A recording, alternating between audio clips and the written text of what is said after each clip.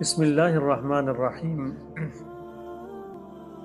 آج کل ایک عام غلط فہمی لوگوں میں پائی جاتی ہے کہ بھئی کہ جب نماز قضا ہو جاتی ہے نا تو لوگ یہ کہتے ہوئے دکھائی دیتے ہیں، سنائی دیتے ہیں کہ بھئی کبھی رمضان کے آخری جمعے کے اندر نہ 4 رکعت پڑھ لیں تو اس کے بعد وہ ساری قضا ہو جائے گی۔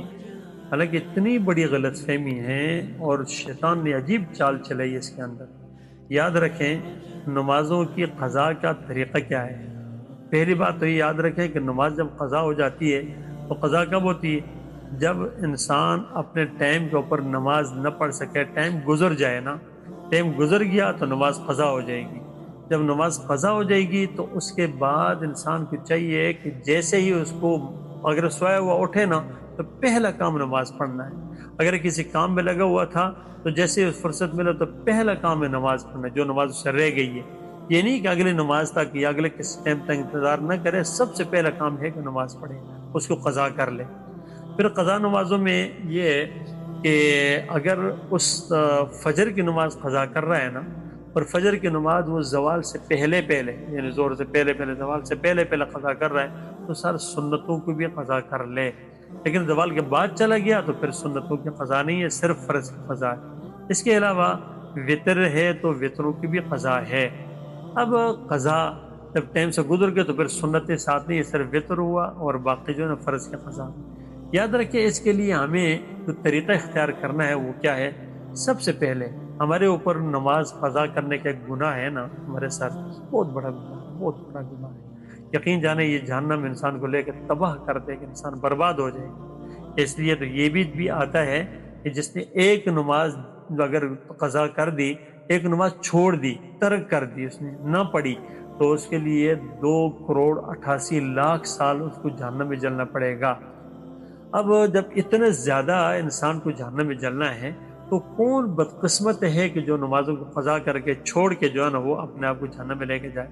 اس لیے اس کے لیے ہمیں کیا طریقہ اختیار کرنا چاہیے؟ سب سے پہلے یہ کریں 2 رکعت نماز صلاۃ التوبہ پڑھیں، صلاۃ التوبہ پڑھیں اور اللہ پاک سے معافی مانگے، توبہ کریں۔ اے میرے پیارے اللہ، مجھ سے یہ اتنی نمازیں قضا ہو گئی ہیں، اللہ میں معافی مانگتا ہوں، مجھے معاف کر دے، مجھ سے غلطی ہو گئی، میں معافی مانگتا ہوں۔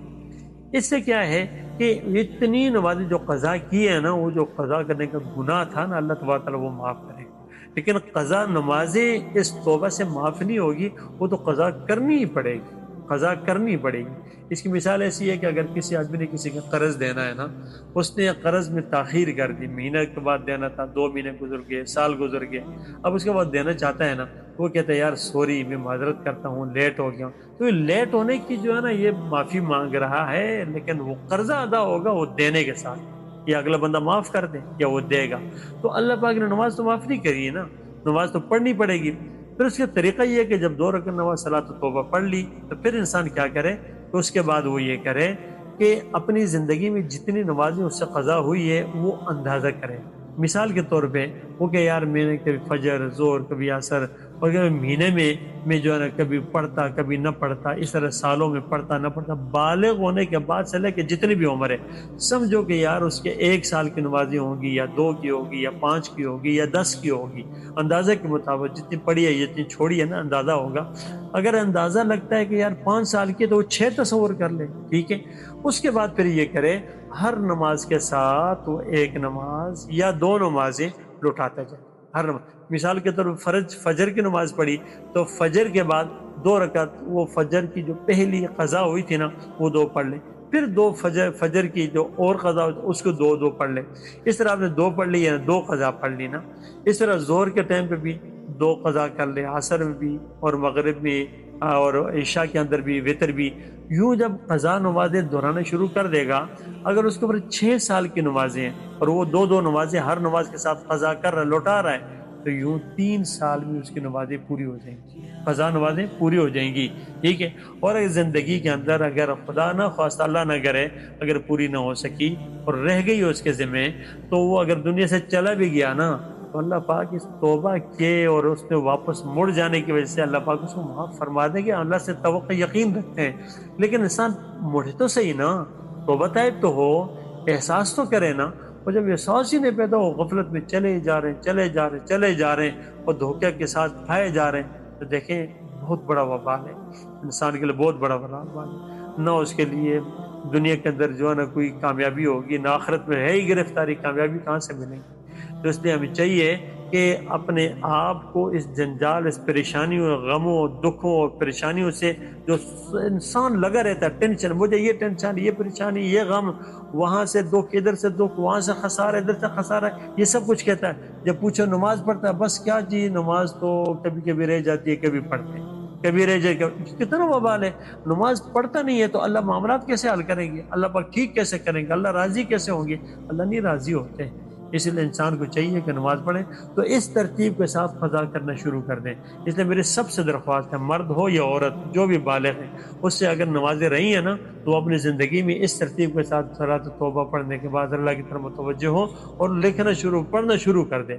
اور ٹھیک ہے نہیں، اور نوٹ کر لے کہ یار اس سال میں نے پڑھنا شروع کر دیا، 2026 کے میں نے سوچا کہ جون سے یا جو ہے نا مئی سے میں نے شروع کر دیا، فلاں تاریخ سے، اگلا آئے گا سال، اس سے اگلا اگلا، یوں چلتے جائے گا اور انسان اندازے کے مطابق جتنی اس کے ذمہ قضا تھی وہ پوری ہو جائیں گی۔ اللہ تبارک تعالیٰ ہمیں بھی احساس نصیب فرمائے، نمازوں کے اہتمام کے ساتھ پڑھنے کی توفیق عطا فرمائے، جو ہمارے ذمہ قضا ہیں وہ پوری کر لے۔ اور دیکھیں اگر انسان مر جاتا ہے نا، اس نے توبہ نہیں کی یا اس نے وصیت نہیں کی فدیے کی، گرفتاری ہوگی اس کے اوپر، گرفتاری ہوگی۔ اس لیے ہمیں چاہیے کہ بھائی کہ فکر کریں، ٹھیک ہے نہیں؟ اگر کبھی انسان مرتے مرتے بیمار ہو جا رہا ہے نا، اور بیمار ہے اور اس کے آخری وقت ہے، اس کو پتہ ہے میری موت کس وقت آئے، تو اس کو چاہیے کہ وہ وصیت کر جائے، یار اتنی میرے نمازیں ہیں، مثال کے طور پہ میرے مہینے کی نمازیں، 2 مہینے کی نمازیں ہیں، آپ ان نمازوں کی فدیہ دے دینا اگر میں اس کو قضا نہ کر سکا۔ تو یہ بھی انسان کو وصیت کرنی چاہیے کہ یار فدیہ دیتے، تاکہ اس کی نمازوں کے جو فدیہ دے کر اس ذمہ سے تو انسان ثابت ہو نا۔ اللہ تبارک تعالیٰ ہم سب کو احساس نصیب فرمائے۔ وآخر دعوانا الحمدللہ رب العالمین۔